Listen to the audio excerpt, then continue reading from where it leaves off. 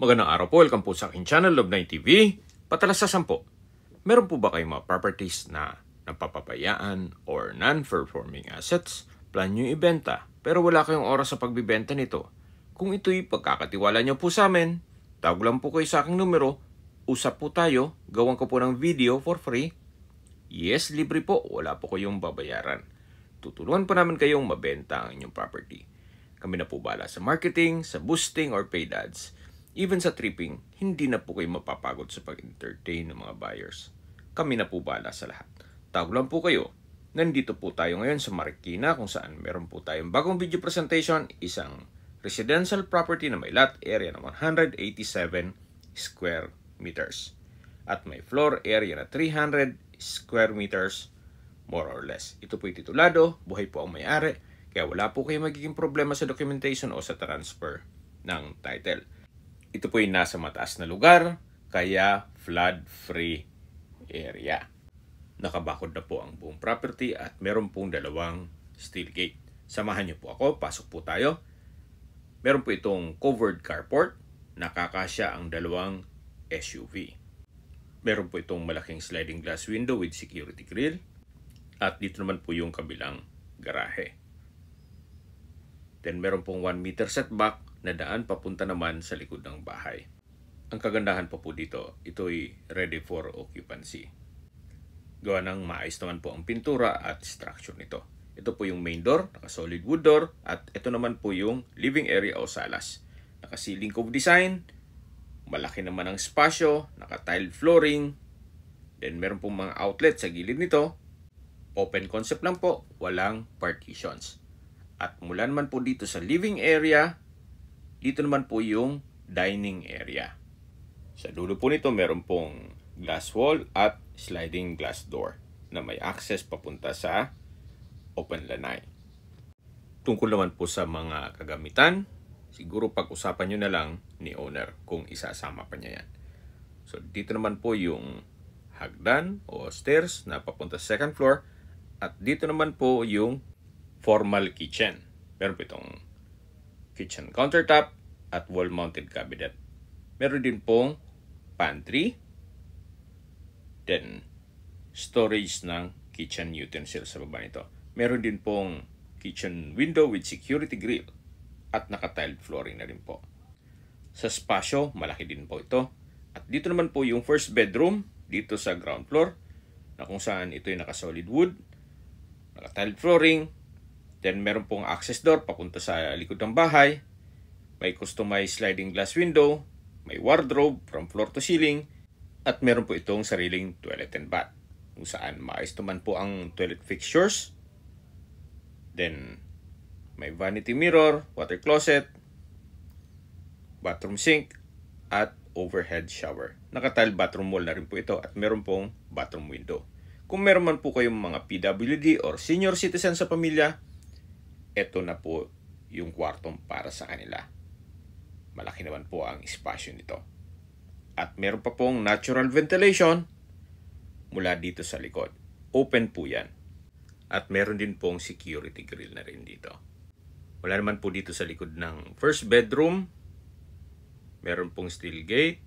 At yan po matatanaw natin yung dining area at kitchen. Ito naman po yung service area. At mula po dito sa service area, ito po yung open na space na pwede pong gawa ng pocket garden. So, depende po sa inyo kung anong pwedeng i-project nyo dyan. Maganda pong i-assist nyo na lang yan, i-open nyo na lang para sa natural ventilation.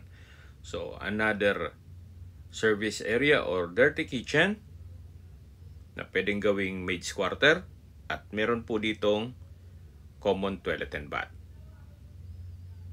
Maayos naman po ang toilet fixtures at ito'y naka-tiled bathroom wall. So pwede nyo pong pagpilian dito sa dalawang spasyo na to ang gagawing maid's room o maid's quarter. So yan po yung access papunta sa first bedroom. Ito po yung formal kitchen. Then dito na po tayo sa stairs o hagdan, naka-tiled staircase, then wooden handrail. Ito pong staircase wall ay pulido naman ang pagkapalitada at pintura. Samahan niyo po ako, akyat po tayo. So nandito na po tayo sa family area. Naka-tile flooring, malaki din ang espasyo, maaliwalas, at sa dulo po meron pong wooden door o access door na papunta sa balkonahe o terrace. Meron din pong malaking glass window na may security grill. Ito po yung balkonahe. Ito pong window glass ay may security grill. Yan po yung sa kabilang kwarto. At mula po dito, matatanaw nyo naman ang inyong mga kapitbahay. Yan po, nasa matas na lugar tayo. Kaya tanaw nyo ang bubong ng kapitbahay. So, balik po tayo dito sa loob. Ito po ulit yung family area. Then, ito po yung unang kwarto dito sa second floor. Malaki din ang espasyo. May customized glass window with security grill. At meron pong nakaabang na butas para sa window type aircon. May wardrobe. Then meron pong hagdan dito papunta yan sa attic. Hindi lang po natin maakyat sa ngayon. Siguro upon tripping na lang. Then meron po itong sariling toilet and bath. Maayos naman po ang toilet fixtures. May bathroom sink, water closet, tile bathroom wall, vanity mirror, at overhead shower. Meron din po itong bathroom window. Tunghayin niyo po ulit itong unang kwarto dito sa second floor. So mula naman po dito, meron pong hallway. Then naka-tile flooring. Check po muna natin itong second bedroom dito sa second floor, kung saan malaki naman ang espasyo nito. Meron pong customized glass window, may wardrobe, naka-tile flooring, then meron pong sariling toilet and bath. Maayos din po ang toilet fixtures. May bathroom sink, water closet with bidet, bathroom window, bathtub, at naka-tile bathroom wall. So labas po tayo para check natin ibang parte nitong bahay. So mula po dito sa kwarto, meron pong malaking espasyo pa dito. At ito naman yung hagdan papunta sa attic. So upon tripping, i-check po natin yan. Habang naglilipot po tayo, pag-usapan na natin ang distance, location, at travel time. Mula po sa public market, ang distance is 550 meters or ang travel time is 2 minutes. Mula naman po sa Pamantasan, lungsod ng Marikina, ang distance is 3.6 kilometers at ang travel time is 8 minutes. Mula naman po sa St. Scholastica Academy at Our Lady of Perpetual Succor College or OLUPS, ang distance is 1.6 kilometers at ang travel time is 5 minutes. Mula naman po sa CNB, Circle Mall, Ayala Mall at Pure Gold, ang distance is 2.2 kilometers at ang travel time is 5 minutes.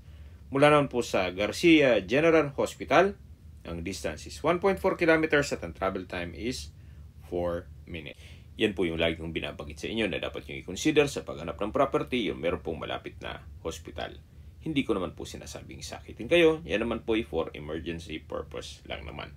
At mula naman po sa airport, ang distance is 24 kilometers at ang travel time is 1 hour and 12 minutes. Mula po dito, matatanaw natin ang fire exit. Okay, sa presyo na po tayo. Binebenta po ito ni owner sa halagang 9.5 million pesos. Kung may mga katanungan po kayo o gusto magpaset ng tripping dito sa property to, tawag lang po kayo sa aking numero. At sa mga kababayan naman natin nasa ibang bansa, meron po akong Telegram. Sa mga iPhone user naman, may iMessage. Meron din pong Imo, Skype, Viber at WhatsApp. Same number lang po, 0917-316-3399. Sa mga nagtatanong naman po ng aming Facebook, meron po aming Facebook page, Nob9TV at Facebook Reels Video. Meron din pong TikTok at Instagram na Nob9TV. Meron din po kaming ibang YouTube channel na Nob9TV channel at AC Listings. Sana po naibigan yung aming video presentation. Paki-like and subscribe na po sa aking channel para ma-update din po kayo sa aking future listings. Kung sakali po hanap niyo mas malaking sukat na lupa, meron din po kaming ibang listings na pwede niyong pagpilian. Huwag po kayong mag-atubiling tumawag sa amin, then let us know your budget para malaman namin kung anong property pwede namin ilok sa inyo. Sa lahat pong viewers, subscriber at nagtiwala po sa amin, salamat po sa suporta. Ingat po kayo lagi at ating pamilya. Maraming salamat po.